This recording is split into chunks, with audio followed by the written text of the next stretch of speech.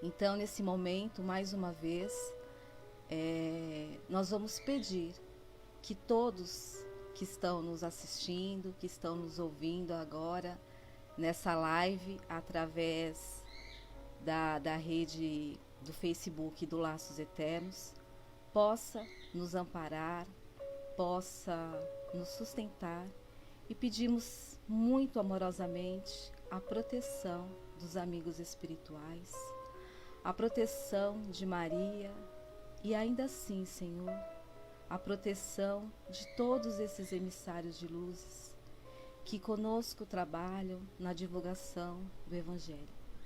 Que esse seja mais um trabalho, Senhor, realizado por cada um de nós com muito amor, com muito respeito.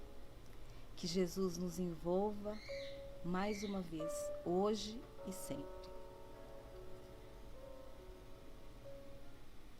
Bom, como dissemos anteriormente, nós estamos falando aí pela live do Laços Eternos.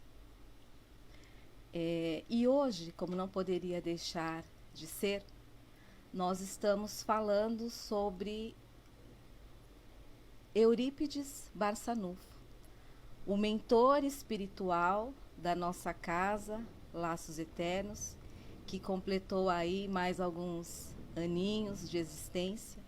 E hoje, mais uma vez também, não poderíamos deixar de agradecer a sua fundadora, a doutora Neide, juntamente com o doutor Nelson e a sua mãezinha, que fundaram a Casa Laços Eternos, para que hoje nós pudéssemos lá adentrarmos ambas as casas, aqui de São Paulo e a casa lá de Ferraz. Então, que a doutora Neide, o doutor Nelson e a sua mãezinha receba de todos nós as nossas mais sinceras preces e agradecimento. E agradecemos também a direção da casa hoje, toda a diretoria que proporcionou para nós esse meio de comunicação nesse momento difícil que estamos vivendo, mas que vai passar. Certamente vai passar e todos nós iremos voltarmos com toda certeza muito mais seguros, muito mais vitoriosos na compreensão daquilo que cada um de nós compete realizar, no sentido do Evangelho de Jesus. E nós vamos falar sobre Eurípides Barçanufo.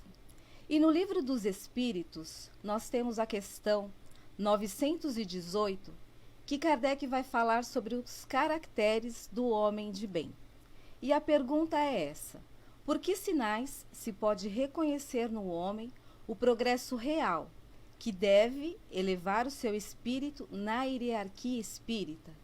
E a resposta: o espírito, ele vai provar a sua elevação quando todos os atos da sua vida corpórea constituem a prática da lei de Deus, e quando compreende por antecipação a vida espiritual. Então, com base nessa resposta dos espíritos superiores, nós hoje só poderíamos mais uma vez falarmos desse grande apóstolo da caridade, que foi Eurípides Barçanufo. Eurípides Barçanufo, conhecido por todos nós como o apóstolo da caridade.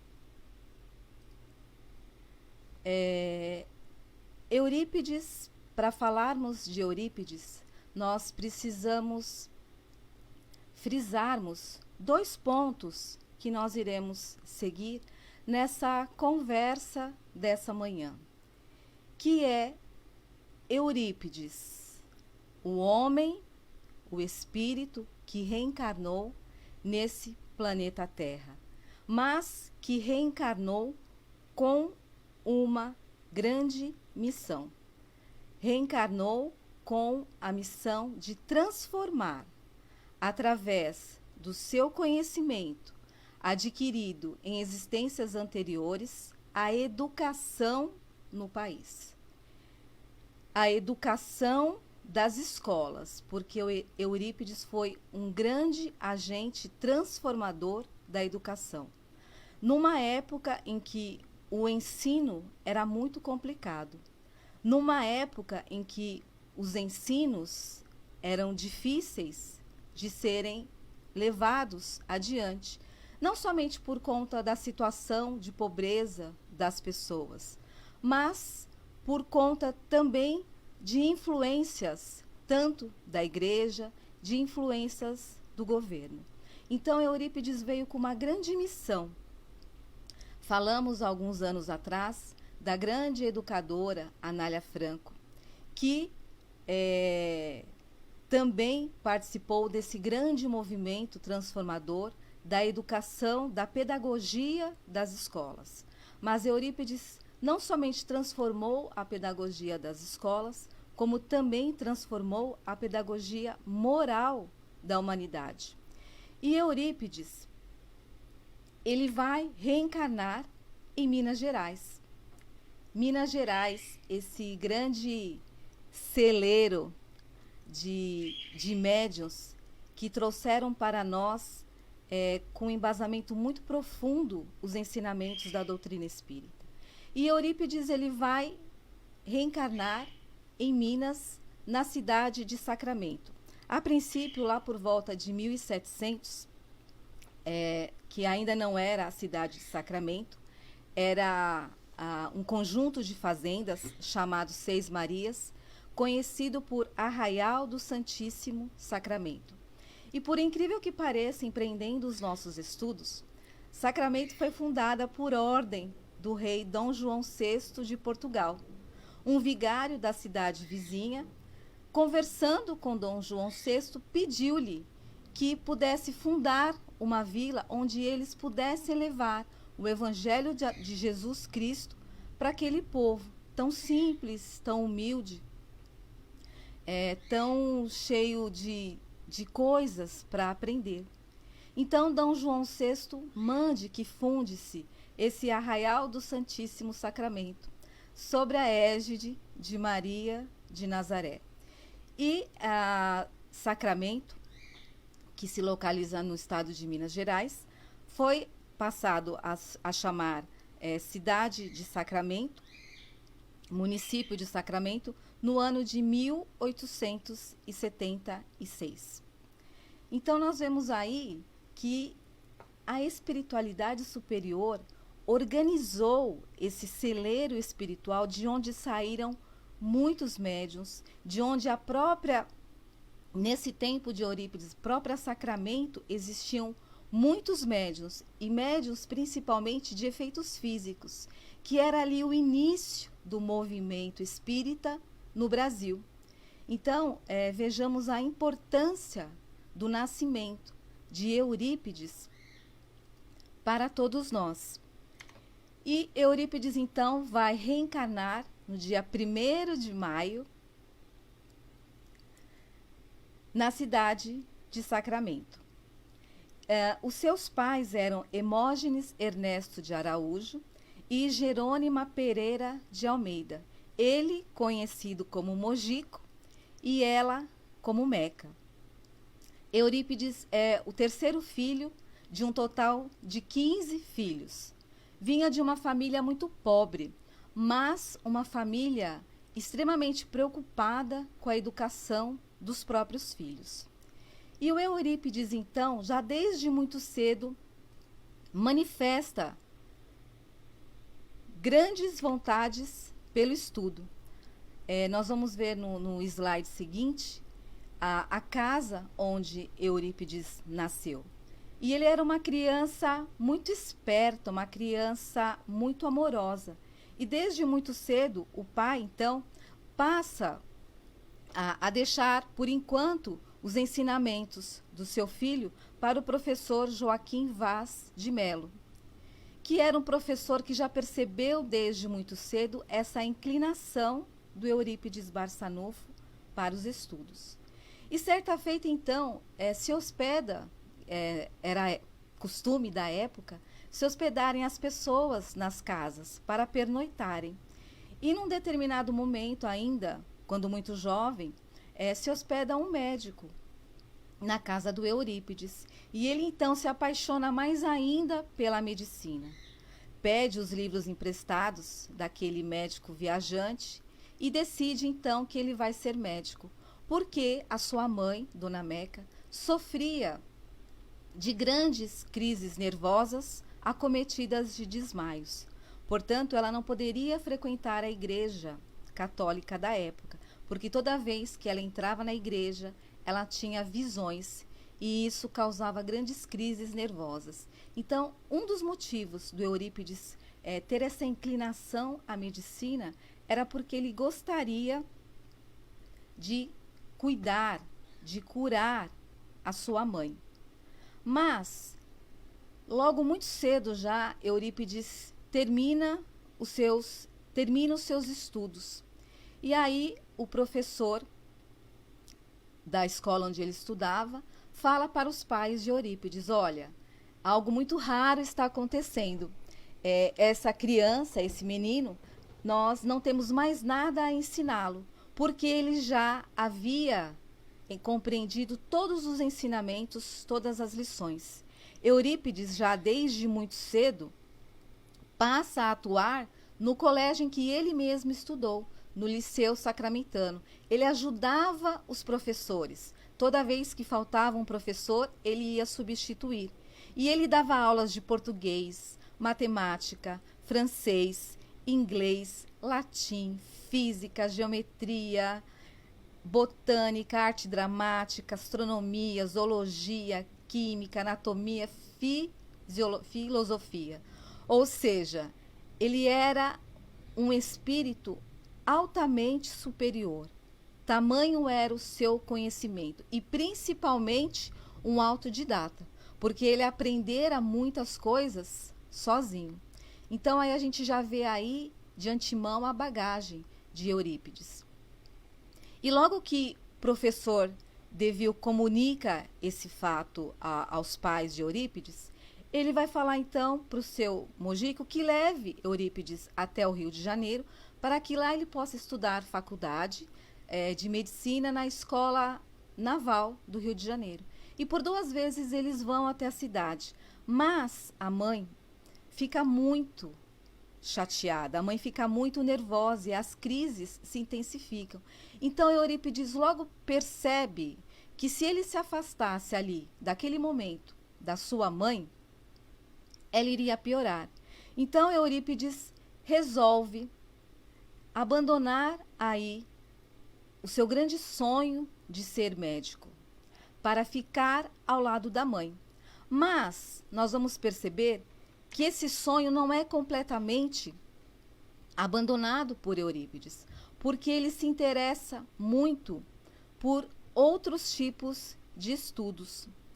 E ele se interessa, então, a buscar algo que fosse a cura da mãe. E Eurípides, então, ele vai fundar, já aos 22 anos, um outro colégio, junto com grupos de amigos, vai fundar um grupo de teatro e já aos 22 anos, ele vai entrar para a política da cidade. Aos 22 anos, ele já era um dos principais vereadores da cidade de Sacramento. Então, nós vamos ver aí a importância de Eurípides em todo o contexto da cidade de Sacramento, porque ele impulsionava o progresso. Era um homem extremamente caridoso, era católico, porque a religião vigente da época era católica. Sacramento foi fundada pelo padre catolicista. Então, todos eles eram católicos. A família inteira de Eurípides era católica. E Eurípides era o único que, quando o padre ia fazer a missa, ele tinha o seu lugarzinho ali reservado ao lado do padre. E o padre, sabemos, naquele tempo, rezavam as missas de costas para o público e de frente para o altar. missas que eram realizadas em latim. Portanto, grande parte das pessoas não compreendiam aquilo que era dito. Mas Eurípides tinha sempre um caderninho ali em que ele fazia suas anotações. E Eurípides também era o único da cidade que possuía uma Bíblia, já que as Bíblias eram apenas distribuídas para os padres, porque a Igreja Católica julgava que somente os padres é que tinham o conhecimento, que estudavam para passar isso, e que os leigos não poderiam compreender aquilo que se passava com os ensinamentos da Bíblia. E Eurípides era tão respeitoso que narra a sua história que ele, todas as vezes que tinha a missa, ele saía até de costas para não dar, ele saía de costas para não dar as costas para o altar. Tamanho o respeito que ele nutria pela religião católica. Ele também vai fundar uma farmácia, a Farmácia Esperança, e também vai ser secretário da Irmandade São Vicente de Paula. E aí a gente faz aqui um pequeno adendo para explicar essa ligação dessa Irmandade Católica São Vicente de Paula, que existe até hoje no município de Sacramento, porque o mentor espiritual do Eurípides era São Vicente de Paula. Então a gente vai ver aí a ligação do Eurípides com essas questões. Mas o Eurípides, por volta ali daquele tempo, ele tinha 3 grandes preocupações. Ele já era um homem extremamente realizado em todos os sentidos. O pai já tinha um armazém, já estava bem estabelecido. Ele fazia ali o papel de contador do armazém do pai, dava aulas no Liceu Sacramentano, tinha o seu grupo de teatro, tinha a sua função como vereador, já exercendo o 2º mandato para a cidade. Mas ele tinha 3 grandes preocupações naquele momento. A preocupação dele era, primeiro, com a doença da mãe, que ele gostaria de curar a doença e os desmaios da mãe. A sua segunda preocupação era com o tio Mariano. Tio Mariano, senhor Mariano, conhecido, que era um grande, já estava empreendendo ali o movimento espírita da cidade, porque compreendeu os ensinamentos da doutrina espírita. E numa cidade eminentemente católica, o espiritismo estava entrando ali como obra do demônio.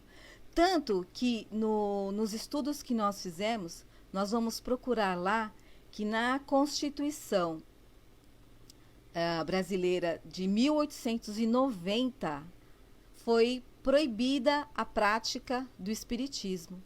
E aí entra um grande movimento, principalmente na cidade do Rio de Janeiro, pela liberdade de culto, pela liberdade de expressão. Movimento esse presidido por Anália Franco, Bezerra de Menezes, grandes personalidades da época, defendendo essa liberdade de expressão. E Eurípides, então, se preocupa em demasia, porque o seu tio estava levando a ideia espírita para todos os moradores ali da cidade, em especial onde ele morava, na fazenda Santa Maria. Ele estava muito preocupado com esse movimento. E a sua terceira preocupação era porque ele era um católico fervoroso, mas ele não compreendia as bem-aventuranças. Ele não compreendia por que o Cristo vai falar bem-aventurados aqueles que choram, aqueles que sofrem.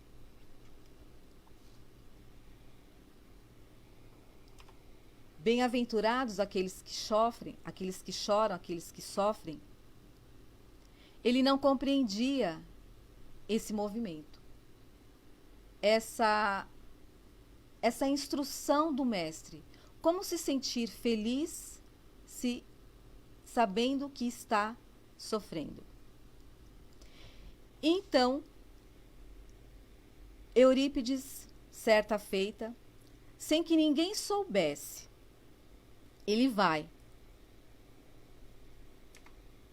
até a fazenda do tio Mariano, e lá está reunido todas as pessoas que estavam ali na fazenda, todas as pessoas que estavam ali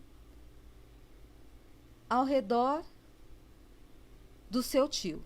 E acontecia naquele momento uma sessão mediúnica.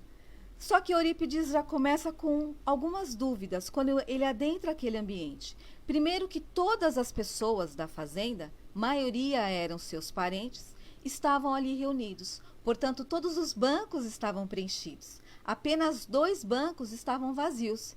E ele então se pergunta, mas se todos estão aqui e tem 2 bancos reservados e ninguém sabia que eu viria, então um banco era para ele e o outro banco era para um colega que o acompanhava até a fazenda do senhor Mariano. E lá chegando, Eurípides então assiste ali a exposição do tio, e o tio então comunica que ele vai fazer a sessão mediúnica, que naquele tempo eram abertas às pessoas, as sessões mediúnicas.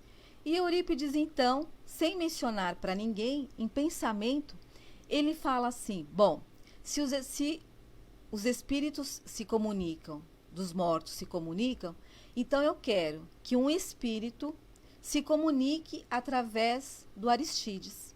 Aristides era um dos colonos que moravam ali na fazenda, extremamente generoso, extremamente bondoso, porém analfabeto.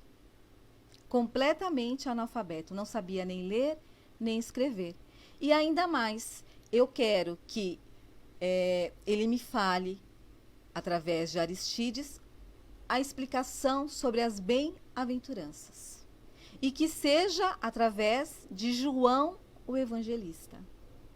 E aí então Aristides se levanta e, como nunca, vai explicar as bem-aventuranças. Bem-aventurança por bem-aventurança, mostrando para as pessoas o bem-sofrer, o significado do sofrimento, mostrando para as pessoas a justiça da reencarnação, mostrando para as pessoas a vivência dos ensinamentos de Jesus sob as leis divinas, mostrando-nos o caminho e mostrando-nos a imortalidade da alma. E ali, naquele momento, então, nós vamos dizer que Eurípides, então, se converte ao espiritismo, porque era a resposta que ele precisava. Era a resposta fiel às suas indagações. Porque anteriormente, quando ele se encontra, o tio senhor vai até a sua casa para pernoitar, e ele então fala para a mãe que ele gostaria que o tio ficasse no seu quarto. E ele então vai debatendo com o tio acerca da religião, acerca das bases da Igreja Católica. E o tio então chega num momento já cansado, desgastado, fala para ele, meu filho, eu não tenho o conhecimento que você tem, eu não tenho a didática que você tem, e nem as palavras para discorrer com você sobre o assunto. Mas toma aqui um livro, o livro Depois da Morte, de Leon Denis. E então Eurípides passa a noite lendo, mas esse livro ainda não era o suficiente para a conversão do Eurípides. E somente quando ele vai até a fazenda do tio, que ele então presencia esse fenômeno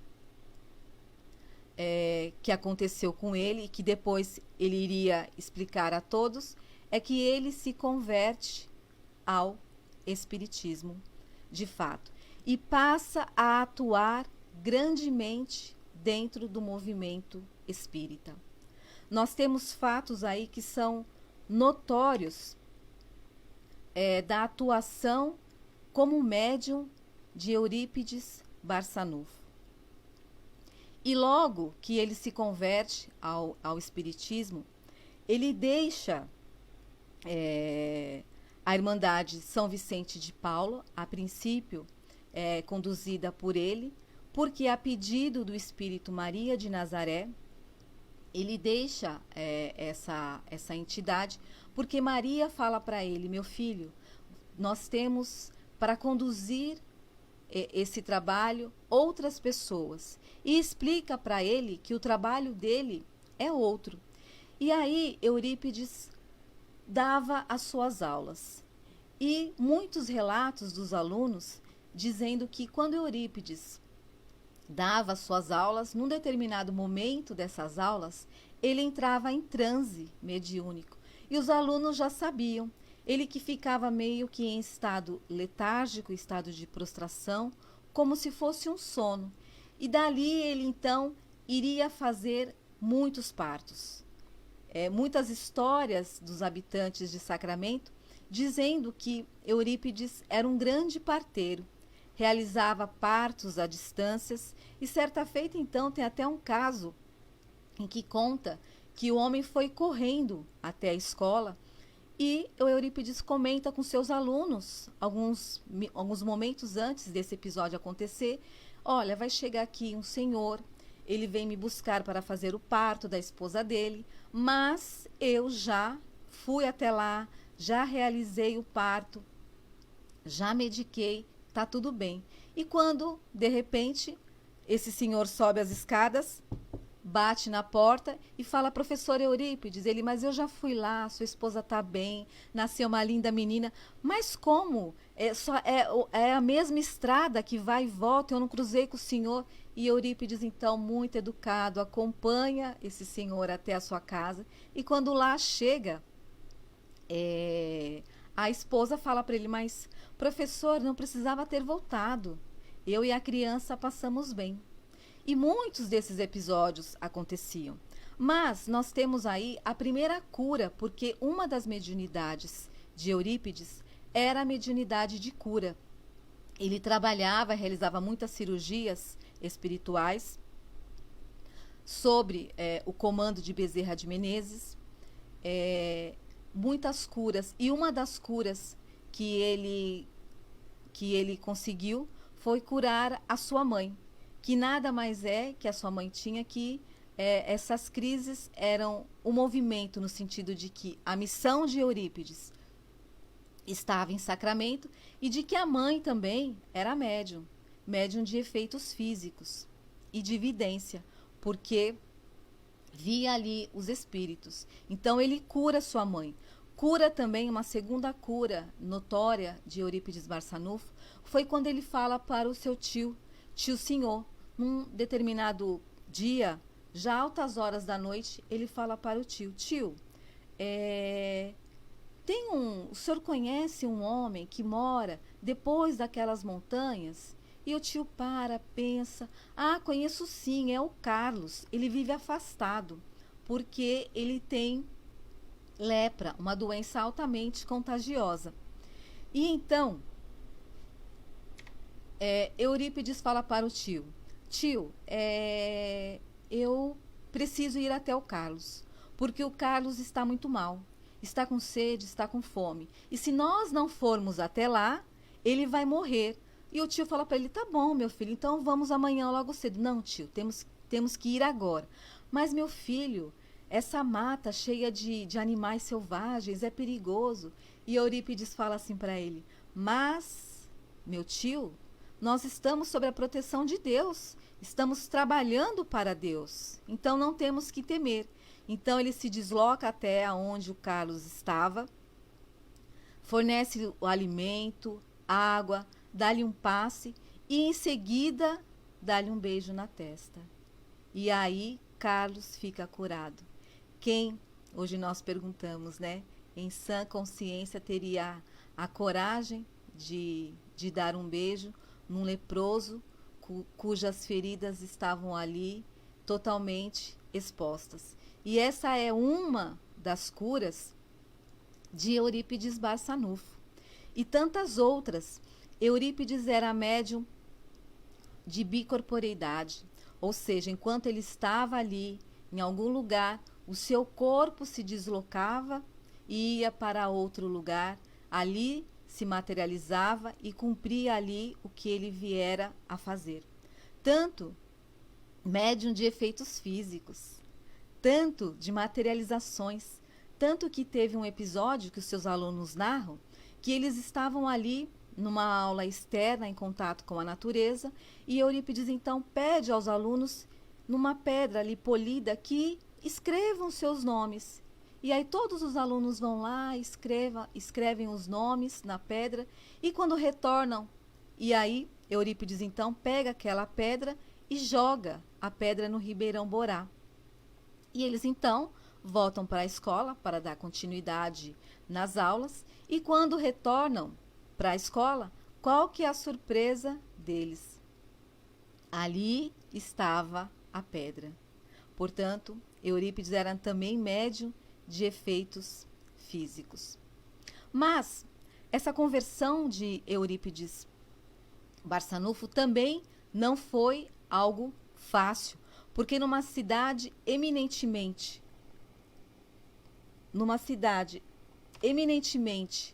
católica,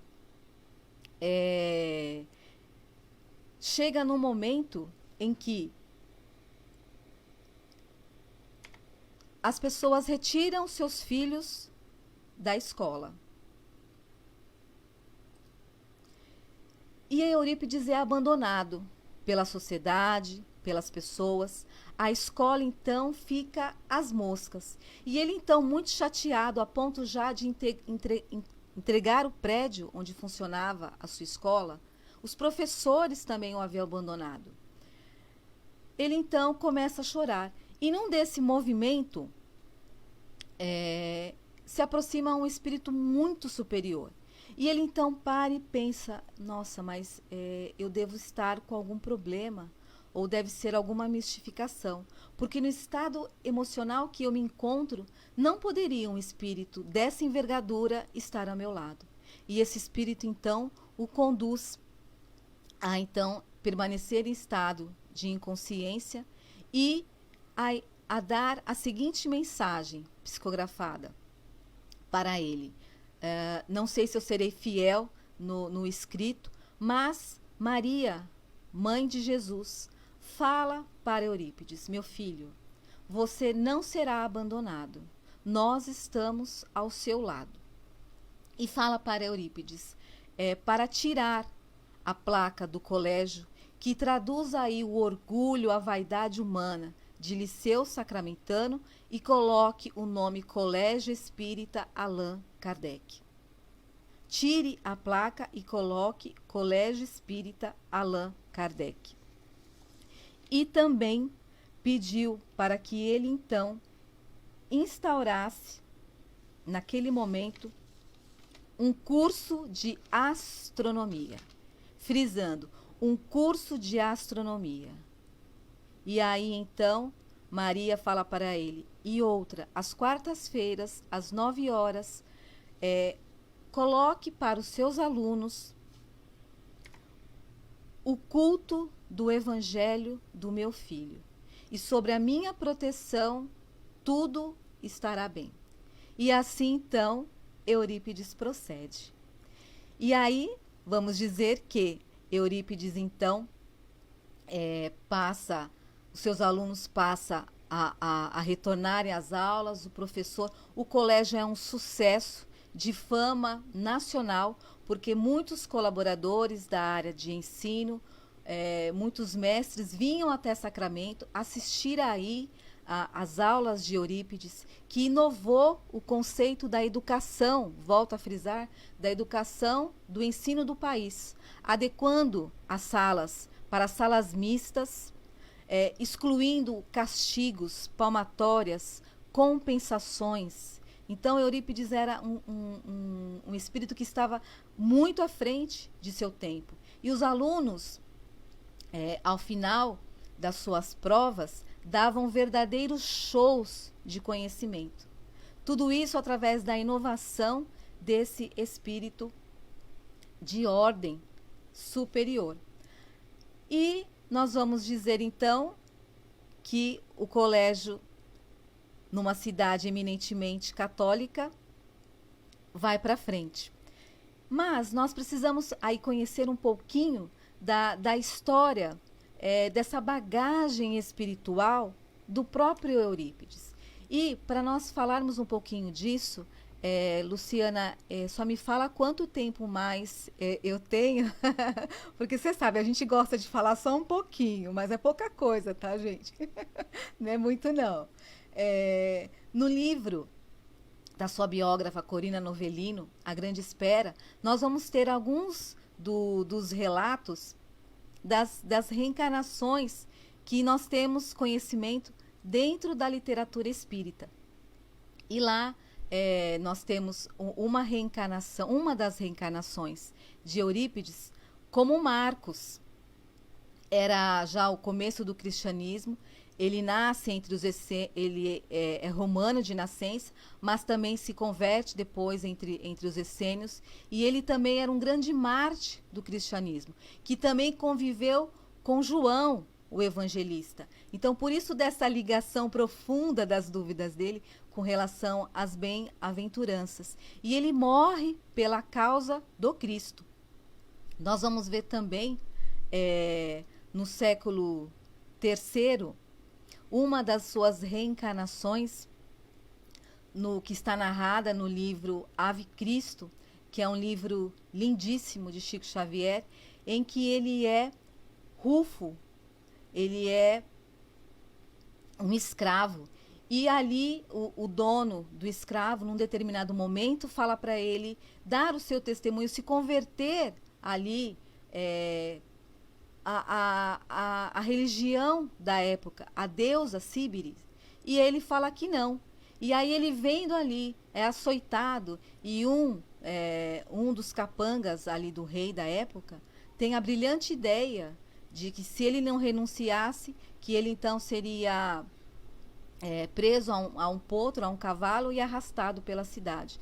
Mas ele, na sua fé fervorosa, fala que não, que ele não pode negar ao Cristo, que a causa dele é do Cristo, que ele lamenta pelas filhas, lamenta pela família, mas ele sabe que antes de ser a sua família material, é a família espiritual, e que a causa verdadeira dele era do Cristo. Então, pouco antes de morrer, aquele comprador que havia comprado a sua família ali, fala para ele: morre em paz, meu amigo, porque eu também sou cristão e a sua família ficará bem.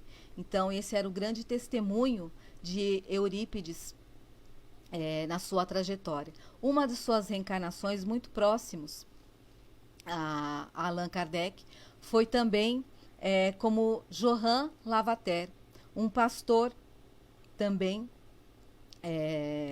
um pastor amigo de Pestalozzi, conviveu com Pestalozzi. E depois de quase 50 anos, o próprio Kardec vai avaliar, vai estudar as cartas desse pastor suíço, Johann Lavater, que falava também da imortalidade da alma. Então, nós percebemos aí a importância do Eurípides Barçanufo, a sua bagagem espiritual, que ele trazia para todos nós termos o conhecimento que nós tínhamos. Então, ele inovou tudo. Conta uma das histórias de Eurípides que chega à cidade certo dia um padre e faz a pregação na igreja atacando Eurípides, atacando o espiritismo. E Eurípides, então, através do fenômeno de bicorporidade, ouve, né, esses ataques do padre, mas não se abala, até o momento em que o padre havia atacado a sua pessoa. Mas quando o padre ataca a doutrina espírita, então a Eurípides se levanta. E aí é convocado na cidade um grande debate. E Eurípides, então, vai a esse debate, conversa com o padre e é aclamado. Mais de 2.000 pessoas haviam assistido esse debate na cidade. E Eurípides, então, muito educado, muito sensível, vai e abraça e conversa com o padre que havia, naquele momento, empreendido aquele debate, mas trazendo a luz do amor, a luz do evangelho, a luz da razão, aquilo que ele, Eurípides, defendia grandemente. E aí, Eurípides também tem uma passagem bastante curiosa, que no dia 25 de abril, ele tem um sonho.